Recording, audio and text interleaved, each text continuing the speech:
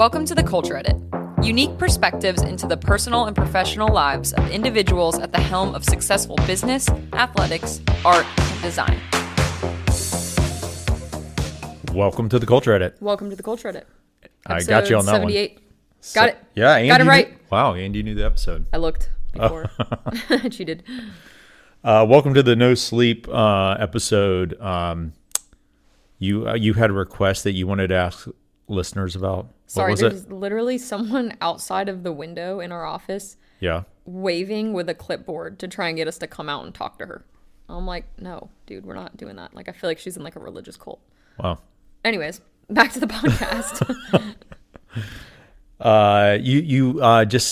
You said literally something. Will not stop looking in the window like a weirdo. Really? Yeah. Like we're recording a podcast Correct. And she's waving at you to come. Correct. She's still there just staring at me. Well, welcome to the Culture Edit, folks. Yeah. This is an exciting development. So we do have in the studio, I think we've gotten lazy about this. We have these big heavy drapes where we can close it to like make the sound really good. Yeah, why don't we just do that? And we didn't do that on this one because we're trying to cram an episode in between meetings. Why don't we just do Tuesday. that now? Is she still standing Yes. there? It's like okay, I've turned around and looked at people. I just wanted to describe this to you. So there's a woman in a beige turtleneck, and then she has a beige, I would call it a vest, like a button-up vest. And then a beige. It reminds me of something like from the late 90s people would wear. There's headwear. There's headwear. The lanyard. There's clipboards. She has a lanyard and clipboard. It is like sign up for the guilty remnant. And yeah, it's kind of creepy. Actually. I feel like if I answer the door, and she's just staring in our window. She's staring in our window, and I keep waving back, being like, "No, we're recording. Like you can see, we're like talking into microphones." So should I just go tell her to go away? Okay, so what back. Did she say? We're back. I can't explain to you how much this girl looked like she was in a religious like cult trying to like brainwash us into something. The vest actually went all the way to the ground. That's what I was saying. It was a long like a what's it called? Like a muumuu. It was like a long muumuu with like a fully all in the same color. Yes. Yes. So you ready for this? She wants a job. What the She said she's looking for a job and she thought her office looked cool and wanted to know if we're hiring. That's the same girl that I already talked to. Yeah, she wanted to know if we're hiring. Do you remember she came by before? Yeah. And I realized that whenever. I gave her my card. I said, email me with your resume. I was very nice to her. I talked to her for like 20 minutes because she would not give up. And I was like, well, I respect the grind. But now I think it's just some sort of weird scam. Yeah, it was weird. So I sent her away. We're not hiring. Okay, so it's Tuesday. We're in between meetings. Had a big weekend. We had friends stay with us from out of town. A lot of fun. We threw a party. Weather was terrible. I rode in 40-degree rain for 2.5 hours. You all did. All of us did, which we wouldn't have done if Caveman, that's our guest who was in town, Jeff Cavaney, Caveman. You meant guest, like podcast guest. I was like, he's not coming in the podcast. And he was in town, so we all felt like we had to ride. It was literally 40 degrees and raining. And it was miserable. I actually had to take a nap after that. Yeah, you did. We all actually, the three of us collectively came here and started setting up for the party while you slept. Yeah. So we followed through on your wish that Americans need to party more. Yep. It was fun. It was a success. Speed Studio party. Yeah, people braved their way through the rain and the wind and made it down to Inman Park. We had Aperol Spritz. We had little snacks, which leads me to another thing. So the party in the weekend was really fun, but I had a really good conversation with one of our guests, and we were talking about how parties used to be a lot more like organic in the way people planned them and brought things to parties. So like now I feel like there's all this pressure to when you host a party that you need like to spend tons of money on like a charcuterie board and like catered food and catered drinks and borderline a bartender if it's like really, a lot of people. I'm the bartender. I know. Well, we're lucky that we have you and you're such a great bartender.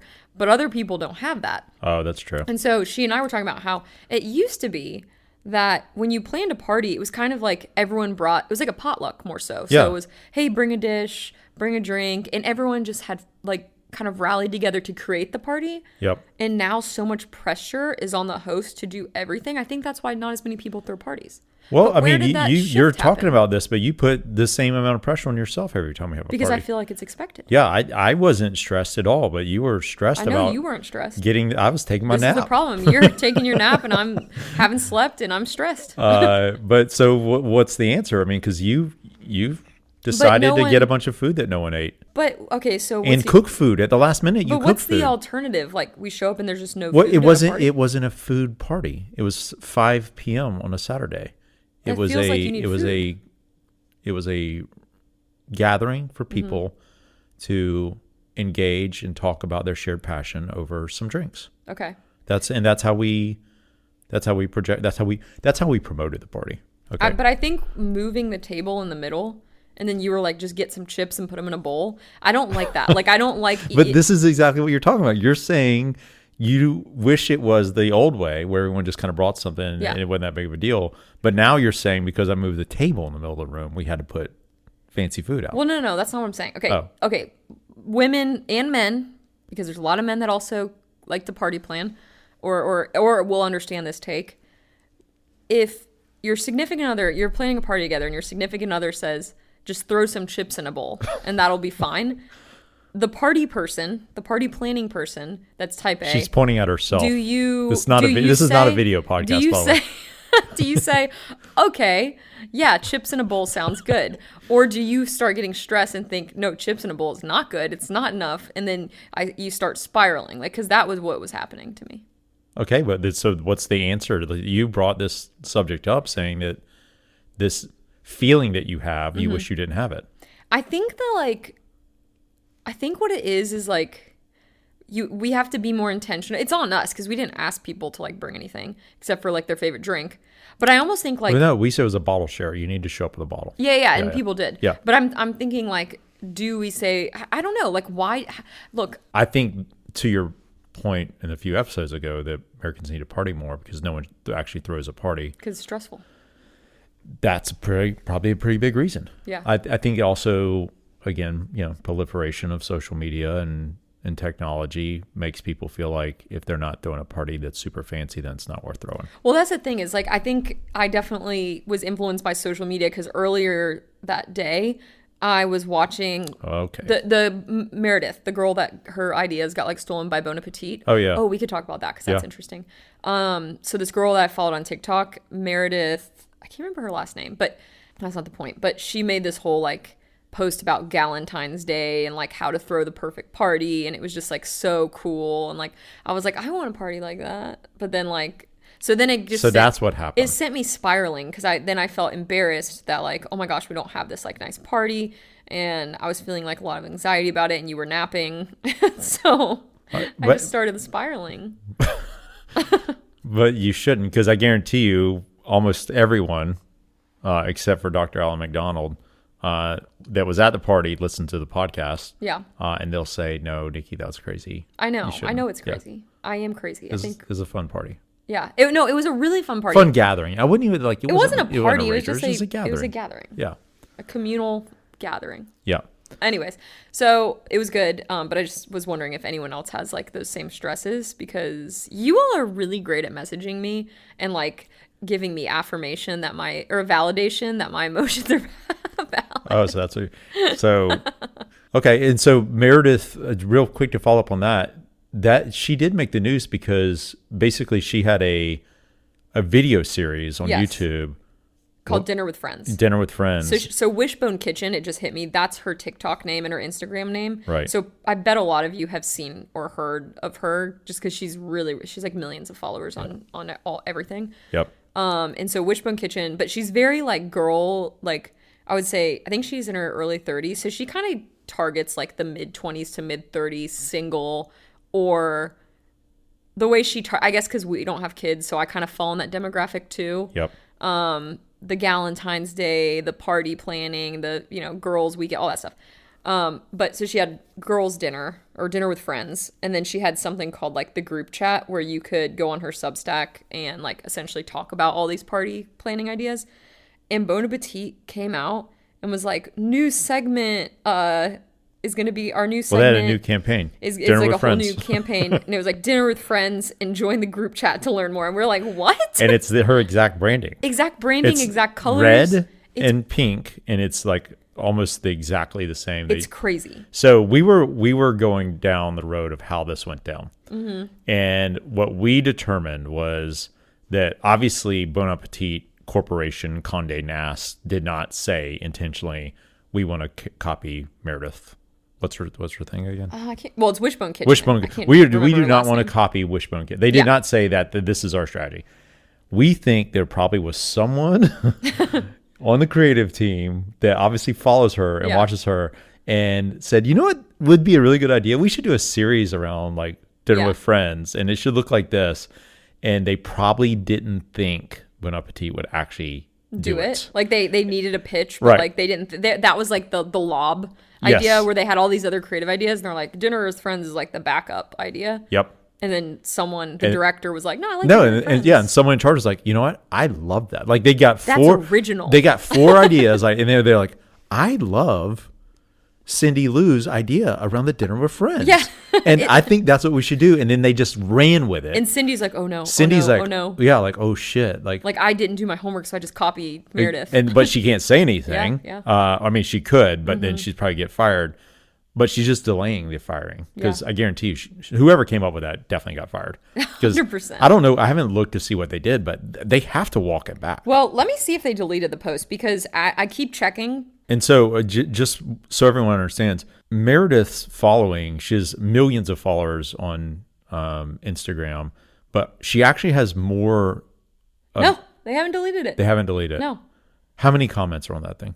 3,300 comments. 3,300 comments. And if you go to the comments, all of them are like, you copied her, fire Blasting. the person. Obviously, they've got a problem on their hand. Yes. But is someone in marketing going, you know what? This is great. Look at the level of engagement we're getting on this post. Yeah, but I think the reason they did that in the first place, the dinner with friends, is because of what I'm saying. They've lost the audience like me because they're not making accessible recipes. And I think this was their answer to try and make those. I know, but so are you predicting they stick with it? I think they're going to stick They're with like, it. oh, this is but good. I don't think people, if you read the comments, it's like, I've unsubscribed. Yeah. So I think it's going to hurt them because social media likes don't matter at the end of the day. Subscriptions matter. The best thing they could do, it's free advice, Condé Nast, is come out and say, you know, they should even do like a video and just say, They hire hey, us as strategists. hey, this, we screwed this up. Yeah. And we're actually going to hire Meredith to help us put this together. Yeah. I mean, it's cool to see these, you would have called them influencers. Now they're becoming, like journalists. I mean, Emily Sundberg's another good example. Yeah. She was in New York Times and Airmail last week. She started her Substack in 2022. Yeah. And it's just because she's a good writer. Brilliant. Yeah. She's a really smart writer, and that's hard to come by nowadays. That reminds me, speaking of Substack, so just because we had actually a couple of people at the party talk about Substack that we had turned them on to Substack. Oh, really? That's great. And that it is actually an app, by Yeah. the way. So, we have two newsletters for both of our businesses. So the Culture Edit, which is thecultureedit.com, will take you to our Substack on the web. But also, if you download the app, which I think can seem a little overwhelming It's at first. very overwhelming. But once you start to subscribe to the writers and journalists that you like, it starts to make a lot more sense. And it also gives you an opportunity to interact with and post comments and that kind of stuff too.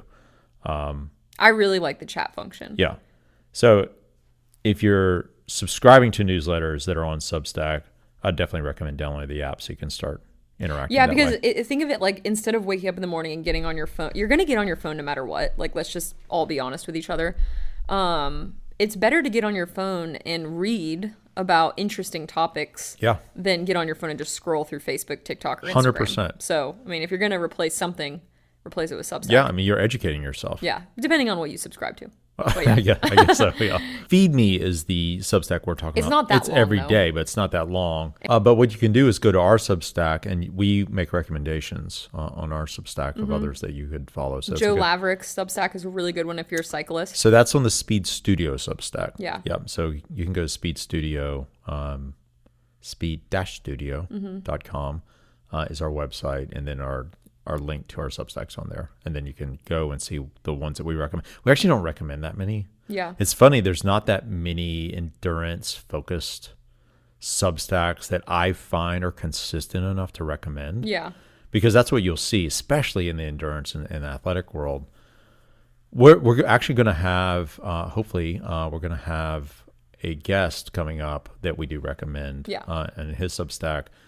Well, it's a couple of them together, and they're very consistent. But a lot of them are really inconsistent. I think it's just a new platform. So Yeah. like anything, people just like are getting their kind of bearings on it and like how much time. And a lot of people aren't writers. So that is the hard thing is That's the hard- Substack is writing only for the most part. And for a lot of content, like video content creators, they're going to struggle with that if they're not good writers. Yep. You gotta be able to pump it out.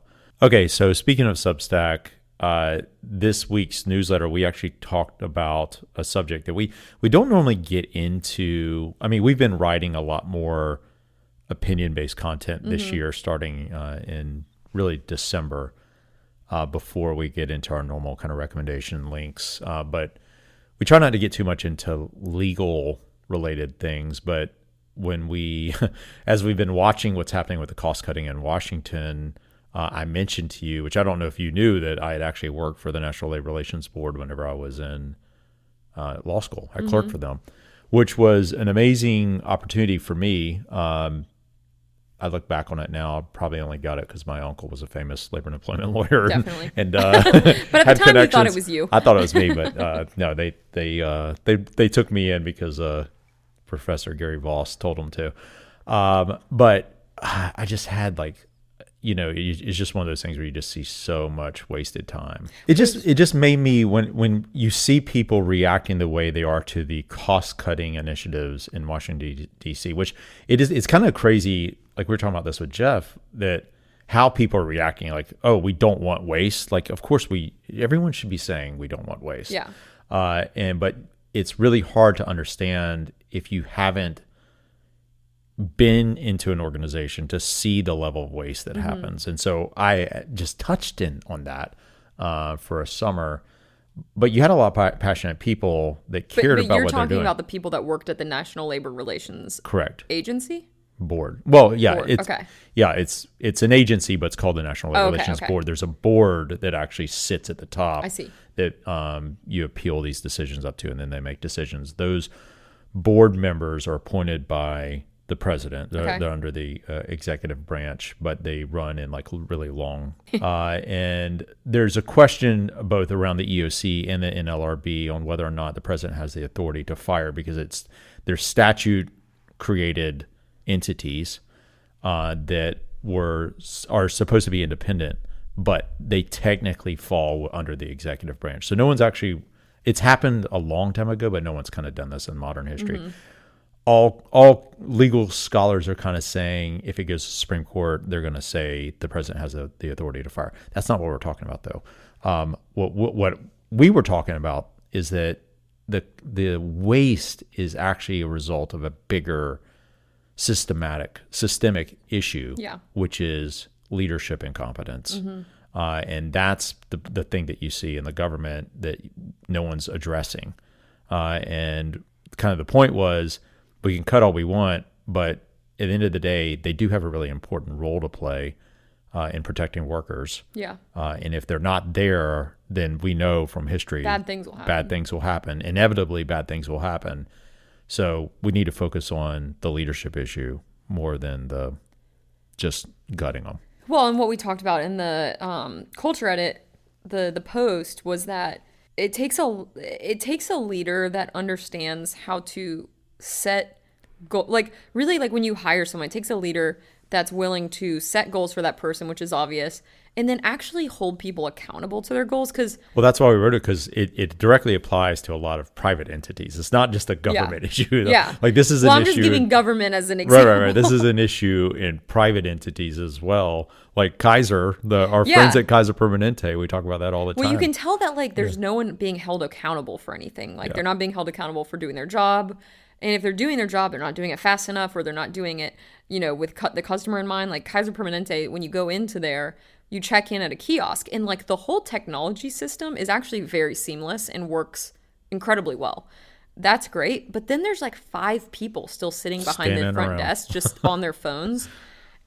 Not helping. And I'm just like, what? So you're paying 5 people, let's say 50 to 80 grand a year to sit behind a desk. I mean, that's the waste that we're talking about. Like, that is waste. Yeah. I mean, to your point on the goals, I would say probably most employees in government agencies don't even know what you're talking about. Yeah. They operate by a process. And there's like there was a process SOP book that was probably 6 inches wide. It was like this wide and that big. Oh, wow. And it was just how the process of every possible interaction that comes across their desk works. And so they're just following the line. Yeah. Like there's no... That sounds terrible. Oh, yeah, it is. Yeah, it's pretty bad. I mean, why can't AI do that? Well, I mean, it's investigations. Oh, okay. Like AI is not going to be able... I mean, I guess... Wow, but they could read that book and then... I mean, yeah, you could... AI could help them. That's what I'm saying. Yeah, like, AI could certainly help. Like here's the fact scenario that we're dealing with.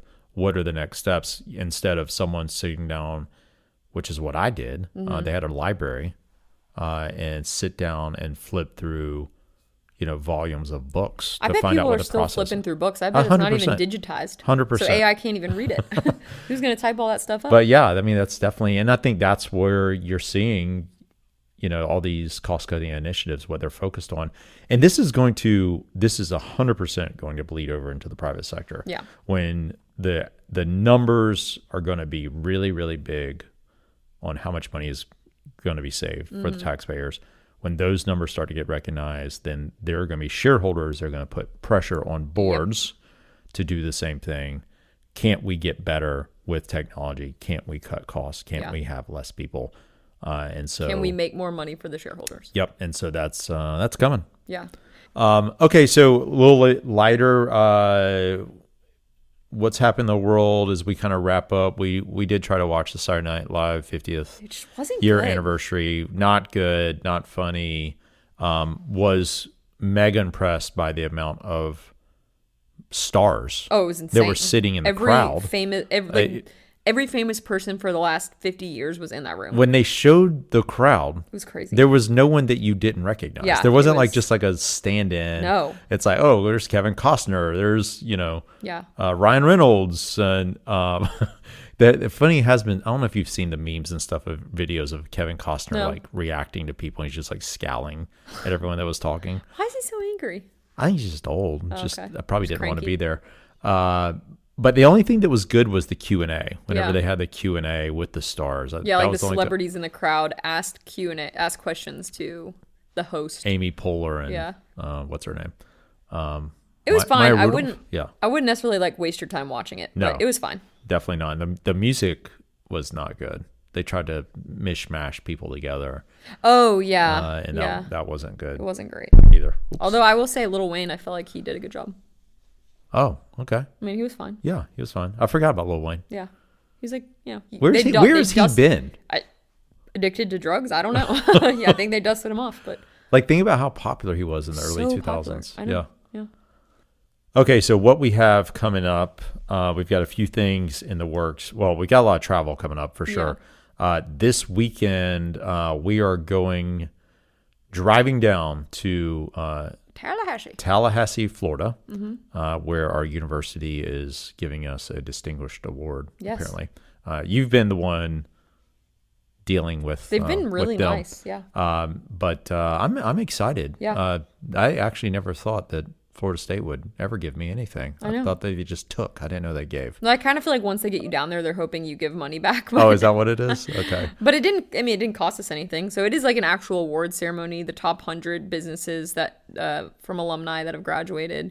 Good Wife's got it a few years ago, Yeah. and yeah, I'm excited. It's like a formal event. It'll be fun. It'll Yeah. be really fun. It's going to be really cool. I haven't told my mom yet, so maybe if she hears this episode, yeah. she'll know that we're coming down there and be a big surprise. Yeah. They'll get a big kick out of FSU giving us an award. Yeah, it's pretty cool.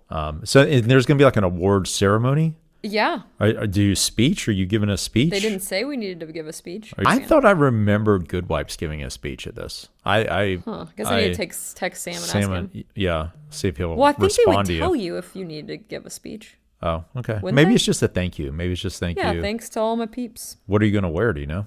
I don't know. I was thinking about that today. I don't have no idea. Okay. Can't think that far. And then, I mean, one thing we haven't talked about is the fact that a Delta Airlines plane flipped over on its back yesterday. I don't want to talk about it because I'm scared to fly now. Because we got all these flights coming up. And I'm really scared. Yeah, but that was pretty wild. You saw the video of the guy that was inside the cabin, like crawling out. They said they're hanging upside down like bats. That's what I was wondering. So they were just hanging there Correct, by their... Yeah, they have a quote from someone on CNN that's like, we were just all hanging there like bats. That is a wild image to see a plane upside down. I want to stop seeing it because with the wings ripped off. I don't want to fly. And you said the wings being ripped off was a safety thing? Correct. So apparently this exact same thing happened in the Denver airport in the 1980s, 1987, I think it was. And when it happened, 20 people died because the wing went into the fuselage and basically blew the whole, just caused a lot of fire and damage into the actual side of the plane. So it killed a bunch of people. Then when that happened, they redesigned airplanes so that if that happens to an airplane and it rolls, the wing actually detaches really easily. So like the wing's supposed to kind of just fly off if that starts rolling. And so that way the people are essentially like in a tin can and there's nothing that can like pierce the side of the fuselage or the plane. So it actually worked, and that's why no one died. That's crazy. So, to try and make ourselves all feel better about rolling like a tin can on the runway, at least they're ripping the wings off for us. It's like when you crash your bike and your feet automatically come unclipped from your clipless pedals. Just like it. Yeah, because it's the same thing. Although some people still stay attached. Yeah, I never understand how that happens. But I've never stayed attached. They crashed, I guess it happened because it was like 38-mile-an-hour winds. Yeah. Which we also had in Atlanta. Yeah. The gusts were even more because when we were walking down the Beltline, Luce and I could not walk. Like, it was so windy. It was, I think I'm going to say it was the windiest I've ever ridden. I believe it. I would have crashed. There was one time, I would say in the early 2000s, when me and Chisel and Dan were riding through downtown, and the gust was so strong, we were leaning like 70 degrees, into the wind. Oh. And the same thing happened to me and Caveman on the way to airport. Yeah. It was so strong. But I would say overall ride, it was insane to ride in over 30-mile-an-hour gust. Yeah. Tailwind was pretty awesome, but it's terrifying. Yeah. You guys are brave souls for doing that. It was hard. And so then we've got Travel Boise, Travel Miami coming up for your birthday. Yep. We've got a lot of good guests coming on, and then also we've got the start of all the racing season happening. So you're going to start hearing a lot more about that. Yeah. We've got Michael Garrison Racing starting this weekend, actually, at Homegrown Gravel. So kind of a local, but it's becoming a much bigger race. I mean, you've got some real stars coming down for it. So he won it last year, but it's going to be a lot harder. Yeah, and he's been promoting it. So if you need a race to do this weekend, look up Homegrown Gravel.